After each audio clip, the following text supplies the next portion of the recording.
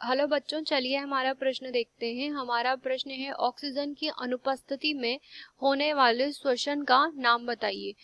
तो सबसे पहले हम यहाँ पर देखते हैं इस प्रश्न की मुख्य अवधारणा। तो इस प्रश्न की मुख्य अवधारणा के अंतर्गत हम यहाँ पर कह सकते हैं कि सामान्य रूप से यहाँ पर प्रकृति में उपस्थित सभी पादप वो जीव जो होते हैं उनकी कोशिकाएं यहाँ पर जो है श्वसन की क्रिया संपन्न करती है। अब श्वसन की क्रिया की अगर बात करें तो इसके अंतर्गत यहाँ पर जो है ऑक्सीजन की उपस्थिति व अनुपस्थिति को भी देखा जाता है। अगर यहाँ पर जो है ऑक्सीजन की मात्रा अनुपस्थित हो तो हम यहाँ पर कह सकते हैं कि ऑक्सीजन की अनुपस्थिति में होने वाले श्वसन की क्रिया को हम यहाँ पर जो है अनोक्सी प्रकार का श्वसन कहते हैं। और अगर हम यहाँ पर बात करें ऑक्सीजन की उपस्थिति की तो हम यहाँ पर कह सकते हैं कि अगर ऑक्सीजन की पर्याप्त मात्रा यहाँ पर कोशिका के अंतर्गत वातावरण में उपस्थित हो तो हम यहाँ पर कह सकते हैं कि ये जो होता है ऑक्सी प्रकार का यहाँ पर जो है श्वसन की क्रिया होती है।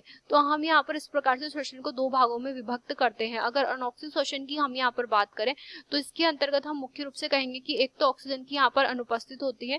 ऑक्सीजन की अनुपस्थिति होने की वजह से हम यहाँ पर कहेंगे कि जो श्वसन की क्रिया होती है जिसके अंतर्गत ग्लूकोज का यहाँ पर जो है विखंडन संपन्न होता है, तो ये ग्लूकोज का यहाँ पर जो ऑक्सीकरण होता है वो यहाँ पर जो है आंशिक प्रकार का होता है। तो इसके अंतर्गत जो है ग्लूकोज का आंशिक प्रकार का जो है ऑक्सीकरण संपन्न होता है। और जब ग्लूकोज का आंशिक प्रकार का यहाँ पर जो है ऑक्सीकरण संपन्न होगा तो हम यहाँ पर कह सकते हैं कि आंशिक ऑक्सीकरण से जो उत्पाद प्राप्त होगा वह उत्पाद सामान्य रूप से यहाँ पर जो है CO2 होता है। और CO2 के मुक्तिकरण के साथ में यहाँ पर जो है पर्याप्त मात्रा में अल्कोहल की प्राप्ति होती है। तो यहाँ पर अल्कोहल जो है एक मुख्य उत्पाद के रूप में कार्य करता है। इसके अतिरिक्त हम यहाँ पर कह सकते हैं कि ये जो क्रिया होती है कुछ जीवाणुओं में यहाँ पर जो है पूर्ण रूप से चलती है। इसके अतिरिक्त यहाँ पर जो कवक होता है यीस्ट, उसके अंतर्गत भी ये क्रिया यहाँ पर संपन्न होती है।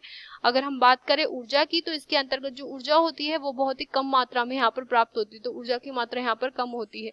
अगर अभिक्रिया की हम यहाँ पर बात करें तो अभिक्रिया के अंतर्गत हम यहाँ पर कह सकते हैं कि C6H12O6 हमारा ग्लूकोज यहाँ पर है। और ग्लूकोज का यहाँ पर जब अनोक्सी श्वसन होगा तो इसकी वजह से हमें यहाँ पर जो है C2H5OH यानी कि इथाइल अल्कोहल यहाँ पर प्राप्त हुआ है।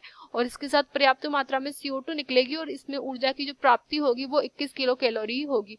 ऑक्सी श्वसन के दौरान जो ऊर्जा प्राप्त होती है वो 686 किलो कैलोरी होती है, तो जिसकी मात्रा में ऊर्जा बहुत ही कम प्राप्त होती है। तो ऐसी श्वसन की क्रिया जिसमें ऑक्सीजन की अनुपस्थिति में संपन्न होती है उसे हम यहाँ पर जो है अनोक्सी श्वसन की क्रिया कहते हैं। आशा करते हैं आपको प्रश्न समझ आया होगा। धन्यवाद।